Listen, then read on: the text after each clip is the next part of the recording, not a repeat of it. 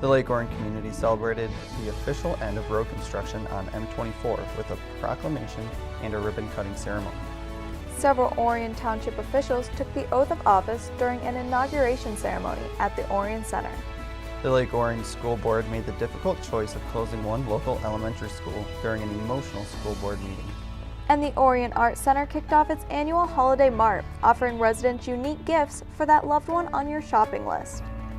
Hello, I'm John Atwater. And I'm Melissa Kratt. We'll have those stories for you and more on this edition of Ontv News.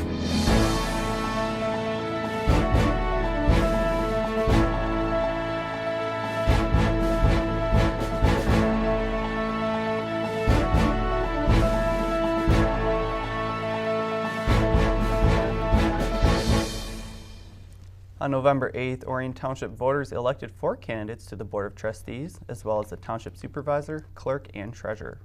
Those victorious candidates took the oath of office during an inauguration ceremony.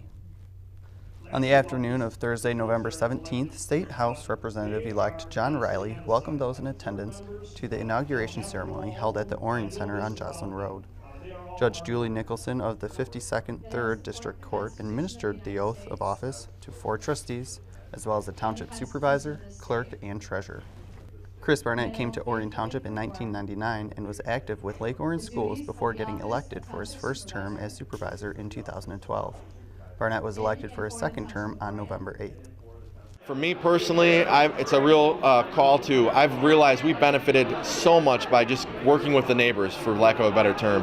So I'm going to continue to strengthen those relationships, just not only in Oakland County, but throughout the whole region.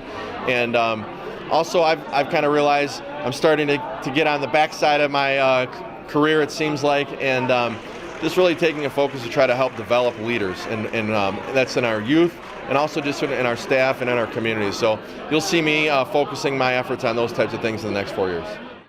Penny Shults was re-elected to serve as Township Clerk. 5 generations of her family have lived in this area.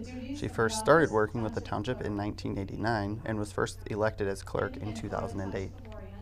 Community engagement is so important, and anytime that we can get our students and our residents involved, that's extremely important because that benefits the whole. But I'd also like to see park developments. We have some beautiful parklands, and that's one of the top things that our residents come here for and raise their families here because they're such amazing park structures. LHS graduate Donni Steele had served as a Township Trustee for 4 years before defeating Mark Thurber for the position of Township Treasurer in the August primary. You know what, I just had a lot of energy, and I just felt like there was a lot of things that could be done, more effectively and more enthusiastically, and I felt like, almost like a need, and I felt like I fit the need. What are your goals, your objectives over the next 4 years? Well, my first one was to streamline our accounting systems a little bit better because I think it'll run all the departments a little bit more effectively, which will ultimately give better service to our residents. And we've already budgeted for the software to be implemented for next year. So as a trustee, I was able to help move that along, and so next year I hope to get that running. John Steimel first came to Orion Township in 1986. After serving 12 years on the Township Board, he now begins his 4th term as the Township Trustee.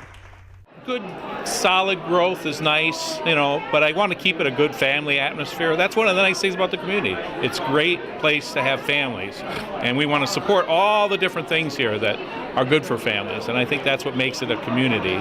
Stay involved, and that's the biggest thing I see. There's so many good groups here. That's who really do this township. It's not us. It's all the volunteers, all the people who step forward and help us, and that's what I'm looking forward to working with them again. Mike Flood Jr. was born in Pontiac and raised in Orion Township. He spent 35 years working for GM and was first appointed to the Township Board in 2011 to fill a vacancy. He was elected to serve his first full term in 2012 and is looking forward to serving the community for another term. Well, we got a lot of opportunities because thankfully the previous boards were very conservative and they saved money, and the township financially stays solvent, very good. And we know the economy's slowed down. The toughest part is, and I can attest to this, I've seen all the subdivisions now and all your commercial growth. Those used to be our playgrounds when we were kids growing up, and it used to be we used to know all the farmers out here, But the toughest part is the adhering to the master plan, and when these developers come in, having to make those tough decisions on taking all this land that's vacant and develop it. That's probably the toughest one that it is. Brian Birney is one of 2 candidates that are new to the Township Board. Birney and his family moved to Lake Orion approximately 4 years ago and has been actively involved with the Chamber of Commerce, where he was elected president in 2014. Well, we have a great community, so I don't want to say make it better, but there's always times that we can improve things, make things more efficient, continue on the upward trajectory that we've been on. So I just want to be a steward for that, make good decisions, make good fiscally sound decisions, make decisions that are for the betterment of the community. I think I could bring that with my experience with being on the Chamber of Commerce, being the president, the leadership positions that I've held. So I just look forward to continuing to improve, make it even better than it has been, maintain the traditions that we have, and just make this the community that everyone wants to come to. Detroit native Ron Sliwinski is the other newcomer to the board. He began coaching at LOHS in 2000 and moved to this community when he was hired as a teacher in 2005. I really want to be a voice for all the entire township, all demographics, and make sure that, with all the growth that's going on, all the construction, that it's something that the township can handle, within our means, and make sure that, it continues to be a great place to live. The newly elected members officially began their term with the meeting that took place on Monday, November 21st. In April of 2016, construction began on a 5-mile stretch of M24 from Harmon Road in Auburn Hills to Golden Gate in Lake Orion.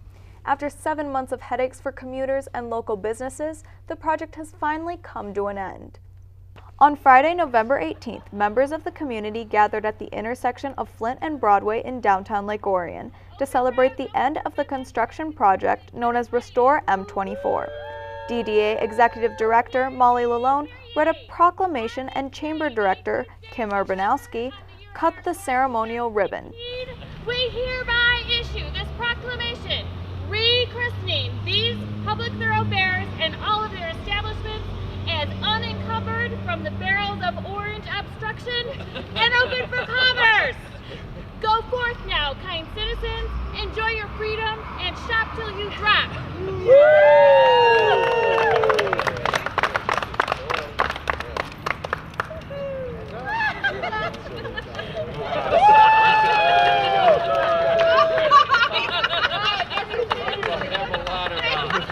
Although downtown Lake Orion is located north of the construction project, its businesses suffered as commuters bypassed M24 to avoid long delays. The $33 million project ran over budget, but MDOT has replaced left turn lanes with Michigan turnarounds similar to Telegraph Road.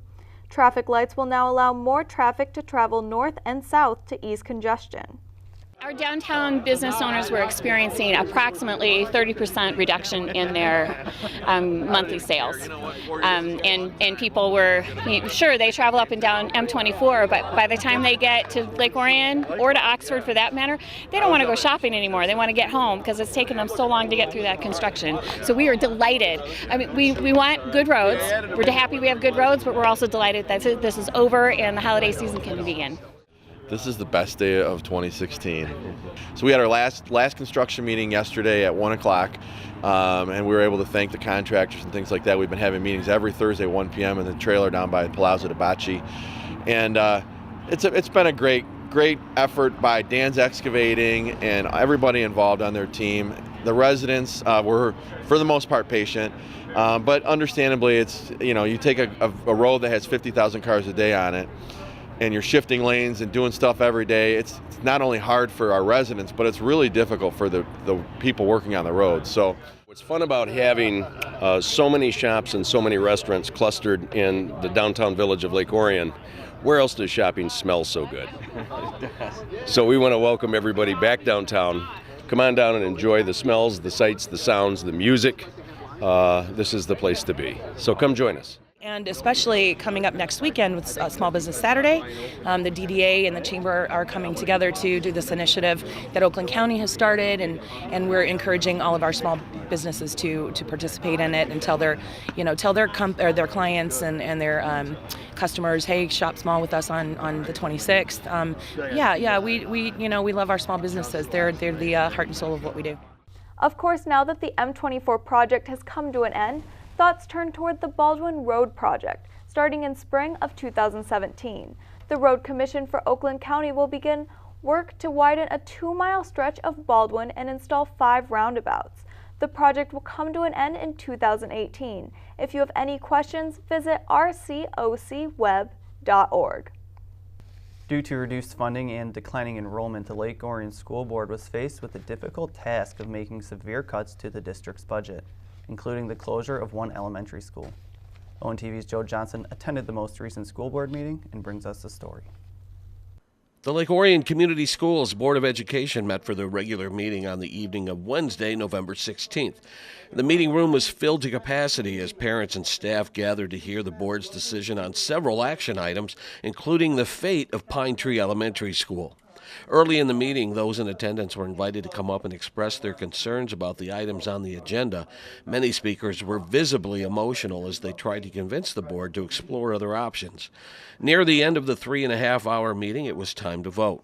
The board unanimously approved the elimination of focus schools, approved establishing new boundaries for K-8 students, approved suspending intra-district open enrollment, and approved the closure of Pine Tree Elementary. As was spoken in the meeting, that there was months and months of different ways that we gathered communication, or that we gathered information, and that we distributed that information. It was a huge process. We brought in the Long Range Planning Committee, Plant Moran, our own building experts that went through items. Our expert building staff that just got A+ on their audit. So, I mean, this has not been taken lightly. You can ask my wife, you can ask my kids. This has been me for about 4 or 5 months, and these were just decisions that should have been made a few years ago, and very, very difficult decisions that most school districts avoid at any cost and shuffle, and we're just trying to fix it and be the best Orion that we can be. Pine Tree Elementary was built in the early 70s and was named a Blue Ribbon Exemplary School in 1997. Principal Drew Towlerton is in his 2nd full year at the school. He faced the difficult task of breaking the news to the students the day after the school board meeting. He told us he's going to focus on the remaining 7 months of the school year. Well, as a staff, as a school community, since that initial board meeting had happened a few months ago, we had that conversation that whether it was Pine Tree or Weber, or with all the changes going on, we knew that this district was going through some changes, and it was really important for us to focus on the kids, really be positive for our kids, our school community. And so for us, while Wednesday obviously was a little bit more of an emotional night, a little bit more difficult, we had started to prepare together, really circle the wagons, because we knew that we still have 7 months to go, and that at the end of this, we're all still dragons. Kids and staff are going to new schools, and it's a new opportunity for us. Now that the school board has made its decision, we asked Superintendent Marian Giannopoulos to describe the next steps. Well, of course, we're going to take into account the transition now that the board has made their decisions. So the first next step is going to be to redistrict and redraw the attendance boundaries. And simultaneously we'll be looking at a very specific transition plan, although we already have started to do that in the event this was the direction the board was going to go, taking into account things like the smooth transition for our kids, especially those who will be moving. So lots of work ahead of us. As for the future of the faculty and staff at Pine Tree, Assistant Superintendent Rick Arnett reassured those at the meeting that the majority of them will be relocated to other schools in the district. In Lake Orion, this is Joe Johnson reporting for ONTV News.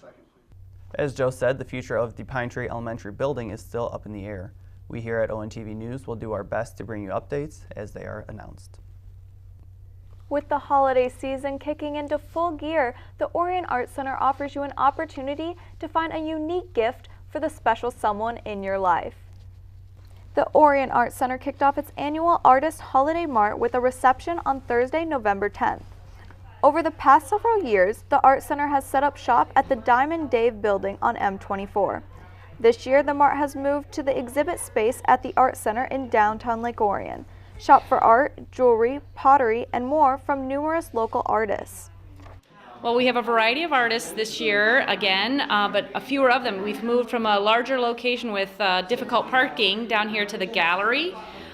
So come into the village. We'll try and get our signage out every day, and we have the house lit up on the outside like a house is often decorated with lights. Help you find your way.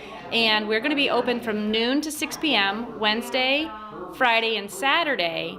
And on Thursday, we're going to extend our hours till 8 p.m. with a lot of the other businesses in the village promoting that shop local and shop downtown for the season.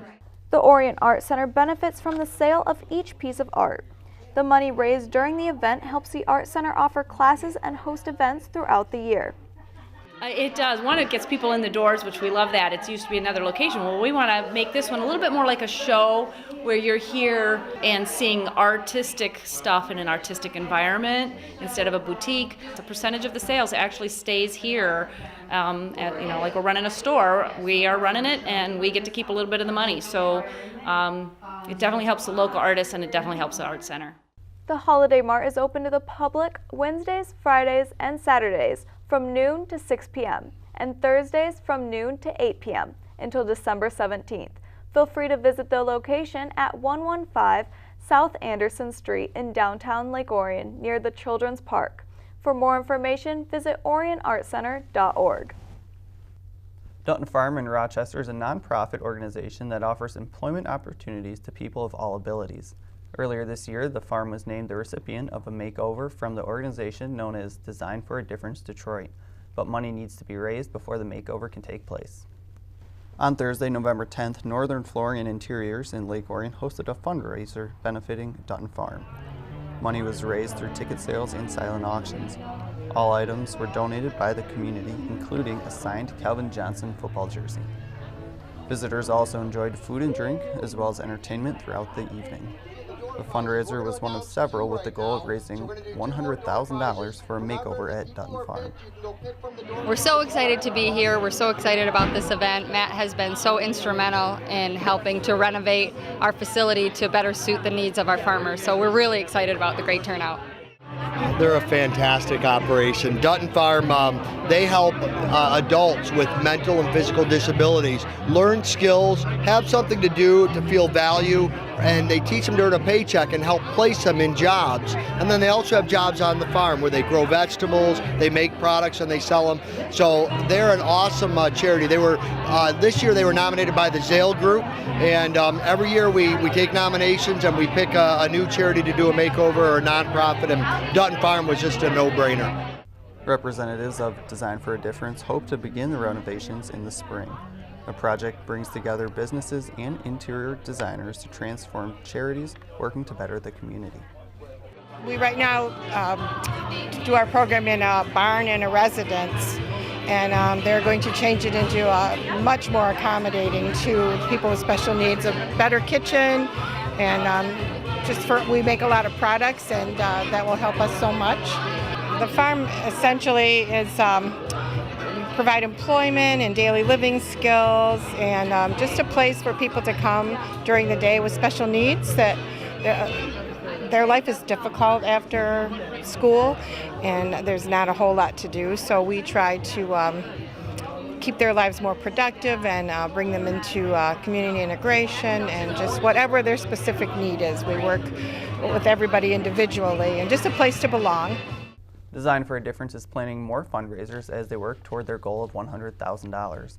To make a donation or to find out how you can get involved, visit the Northern Flooring website at nflooring.com and click on the Design for a Difference logo. You can also visit the Northern Flooring Facebook page.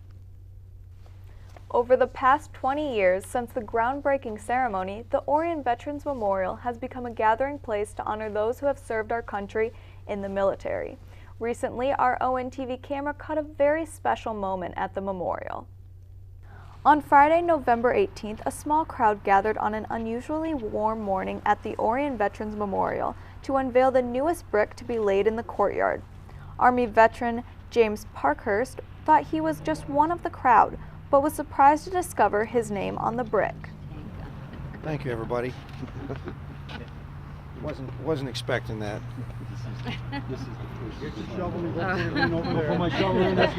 I can do that.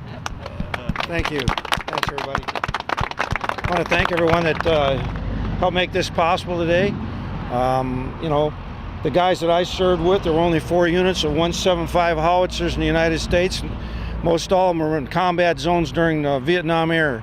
I served with the 6th Battalion, 12th Field Artillery on the DMZ of Korea for 18 months when they took the USS Pueblo.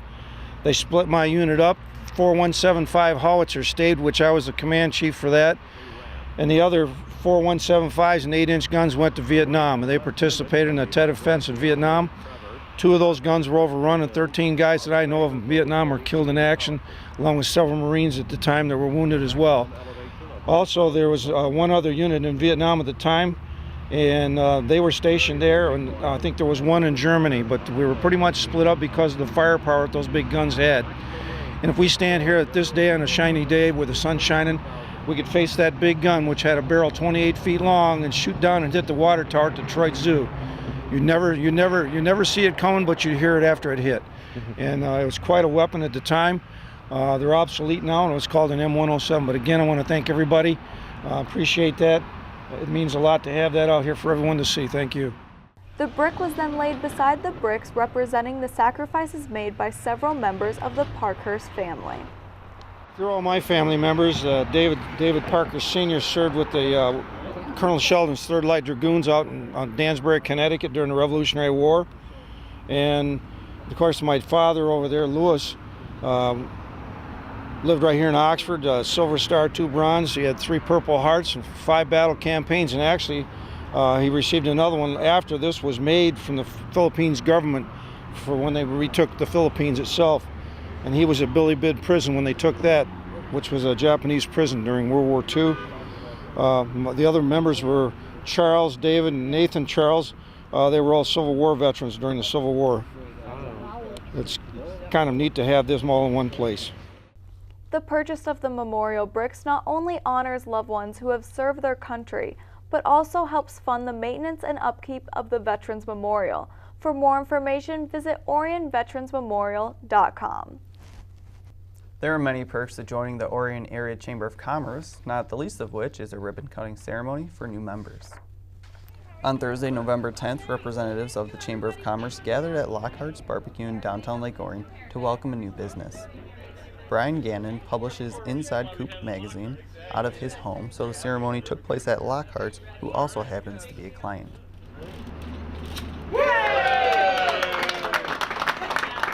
Inside Coop magazine is a bulk mail publication that goes out to 20,000 residents in the Orion and Oxford area. It's paid for with ads from local businesses, especially those in the service and food industry. We're a combination of promotional ads and editorials. If you look at Matt Pfeiffer, who spoke briefly during the ribbon cutting, he has a cover, and then with the cover comes a 2-page spread in the middle. It's a great way to promote your business and tell a little something about yourself to the community. You know, Matt, for example, has been in the community for 28 years and does a lot of great community and community stuff, and so it's a great way to bring yourself a personalized version of your business to the community. The Inside Coop got its start in Arizona before Brian brought it to Michigan. He plans on expanding into Rochester in February and the Clarkson and Waterford area in the spring. For more information, visit theinsidecoop.com. The 10th annual Schrager Memorial 5K and 1 Mile Fun Run recently took place at LHS to commemorate the lives of brothers Josh and Timothy Schrager. This annual cross-country 5K race is unique in Oakland County in that it takes place on a cross-country course. Josh and Timothy Schrager lost their lives in an auto accident September 29, 2007, while attending Lake Orion High School. The boys' love of track and cross-country running brought about a natural fit to have the annual benefit run in their honor.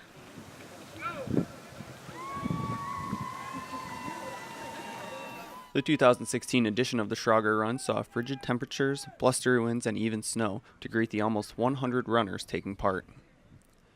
Awards were presented to the top finishers in several age groups. Top female finisher was in the 16 to 19 age group from Washington, Michigan. Hannah Toner completed the course in 20 minutes and 48 seconds. The first overall male finisher was Lake Orion's Robert Beggs, crossing the finish line in 19 minutes and 40 seconds. Runners from ages 8 to 71 took the challenging course with enthusiasm. All participants powered through the elements to do their best for a great cause. Those brave enough to hang around for the awards shared friendly conversation and refreshments. Love Inc. has been the benefactor since 2009, and it works out beautifully because it's a group of area churches. This is a national organization, but the group of area churches help needy families in the area, so they can see where the need is and the specifics, and they can help then. And that's all we have on this edition of ONTV News. I'm Melissa Kratt. And I'm John Atwater. Be sure to stay tuned for LO Sports Update coming up next.